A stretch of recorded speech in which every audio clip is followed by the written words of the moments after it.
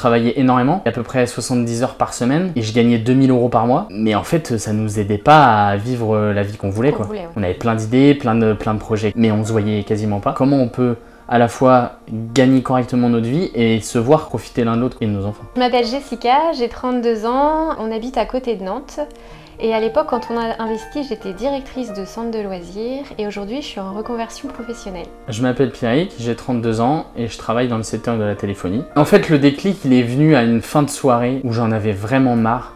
Et j'en pouvais plus du tout et je me suis dit mais c'est pas possible, faut qu'on trouve une solution parce que là on va droit dans le mur, c'est sûr. Concrètement on avait 0 de côté et on était même en négatif parce qu'on devait de l'argent à toute ma famille, on était à moins 20 000, 30 000 t'as bien. Donc j'ai commencé à chercher sur YouTube et là je suis tombé sur une vidéo qui a fait une autre, qui a fait une autre, qui a fait une autre. Et ce qui fait que j'ai passé la nuit entière et je me suis dit mais en fait il y a des solutions, il y a des possibilités et en fait de là à décliner tout le reste, le fait qu'on voulait changer notre rapport avec le côté financier, le fait qu'il fallait qu'on passe à l'action, le fait qu'il fallait qu'on trouve des solutions et plus particulièrement c'était avec l'immobilier, quoi. Quand Pierrick a eu cette prise de conscience, je me suis dit au début est-ce que ça va marcher ce truc, c'est un peu risqué, c'est dangereux, ça se trouve ça sera pire que ce qu'on est aujourd'hui. Et en fait je me suis dit de toute façon perdu pour perdu, on va essayer. J'étais pas d'accord tant qu'il se forme pas. Et bien après j'ai eu confiance, je me suis dit voilà, il connaît son truc, ça va le faire.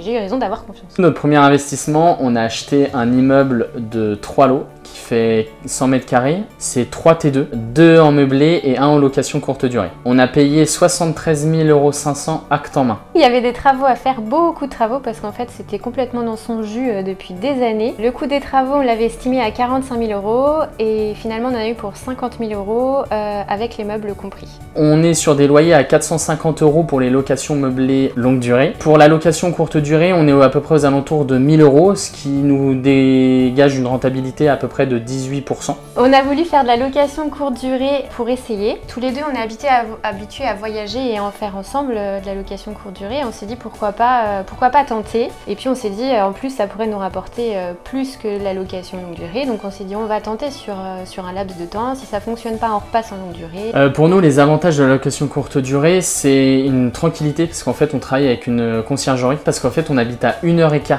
du bien. Donc on est même encore plus tranquille que la location longue durée parce qu'on s'occupe vraiment de rien, elle gère tout de A à Z. Le seul truc qu'on regarde c'est le compte en banque qui monte. Et il y a le fait aussi que les logements bizarrement sont encore mieux entretenus en location courte durée qu'en longue durée. Parce que c'est toujours nettoyé par la femme de ménage, c'est entretenu, et puis les gens quand ils partent ils laissent toujours très propre. Quand on a commencé la location courte durée, on avait peur de pas louer, qu'il n'y ait personne dans l'appartement. Et on avait peur aussi qu'il y ait des dégradations du matériel qu'on doive racheter ou refaire des travaux dans l'appartement qui était neuf. En fait, on a eu peur pour rien parce que ça n'a pas du tout été le cas. Les locations sont arrivées tout de suite. Et en plus, depuis qu'on loue, on n'a jamais eu de dégâts.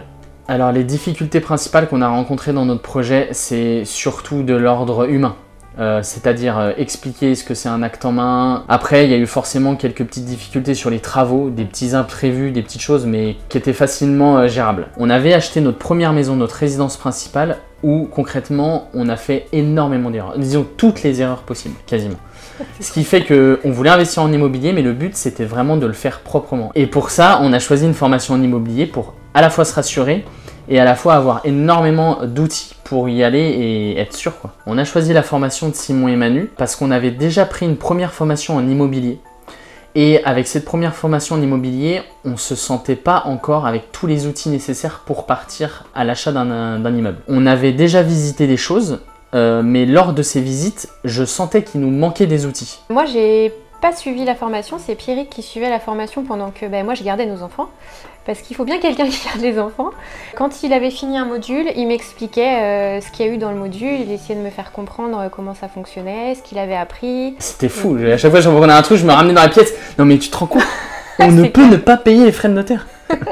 Sans parler de toutes les autres choses qu'on apprend. Oui. Les points forts de la formation, c'est surtout l'organigramme de la formation. On commence par les bases, par la première chose à faire, à trouver un bien, et ensuite on enchaîne, avoir le crédit, aller chez le notaire, etc., etc. Comme si on se sentait guidé pas à pas en fait. Ce qui a changé dans notre vie, c'est tout, parce que comme on le disait au début, on est parti d'une situation qui était très difficile financièrement. Et en l'espace de un an et demi, on est passé du simple au double, et à la fois financièrement, et à la fois au niveau de notre couple, et à la fois au niveau de la vie avec nos enfants.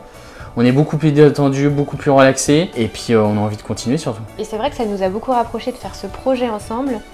Et puis après, on en a vu les bénéfices en fait. Tout de suite, on a eu une rentrée d'argent, tout de suite ça a été rentable. Et on souffle quoi, on se dit ça y est, on commence à pouvoir profiter avec nos enfants, à pouvoir s'octroyer du temps tous les deux, sans avoir tout le temps à regarder si on est rouge ou si on n'est pas rouge en fin de mois.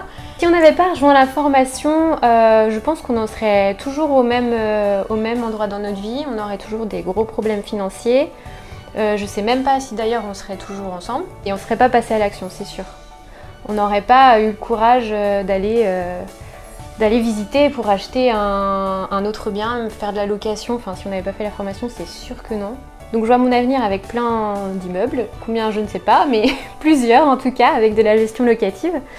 Et puis ce projet aussi m'a permis du coup d'arrêter mon travail pour me réorienter professionnellement. Je ne me serais pas autorisée à faire une reconversion professionnelle sans avoir cet immeuble parce que ça n'aurait pas été possible financièrement. On dirait une personne qui hésite à se lancer de surtout avoir de la résilience et de rien lâcher en fait. Tout est possible, mais il faut juste pas abandonner et continuer. On se met des limites dans notre tête en se disant mais non, je peux pas investir à plus d'1 heure de chez moi, mais si c'est possible. Non, je peux pas acheter cet immeuble parce qu'il y a trop de travaux, mais si c'est possible. Enfin, tout est possible, c'est une question de le vouloir et puis de continuer quoi. Et de pas lâcher parce qu'en fait on va se prendre des murs, ça c'est sûr et certain. Et il faut juste passer à travers et continuer quoi. Le mot d'ordre c'est passer à l'action parce que se former c'est chouette, mais si on n'applique pas, si on se lance pas, et ça fonctionnera pas, donc formation et action.